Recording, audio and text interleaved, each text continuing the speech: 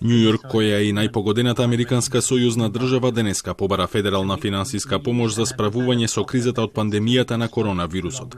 Градоначалникот на Њу Јорк, Бил де Блазио, изјави дека според моменталните проценки, само градот во следните 15 месеци ќе изгуби дури 7,4 милијарди долари во даночни приходи. Блазио го повика председателот Трамп да му помогне на својот роден град, посочувајќи дека очите на 8,6 милиони жители на градот се вперени кон Белата куќа.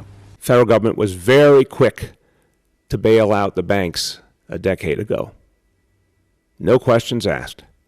Federal government was very quick to bail out the auto industry. How about bailing out the nation's largest city? How about bailing out the epicenter of this crisis where people have been suffering? That is what our federal government should do.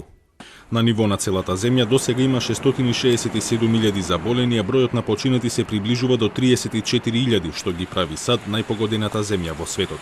Објавувајќи ги податоците за економските последици од пандемијата, Американското министерство за труд соопшти дека до крајот на минатата недела повеќе од 20 милиони американци побарале бенефиции за невработеност.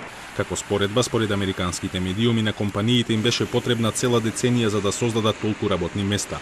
Според проценките на повеќето економисти и консултантски куќи во САД, до крајот на мај ќе има околу 37 милиони невработени во земјата. Италија е втората најпогодена земја по бројот на смртни случаи со дури 22.170 починати.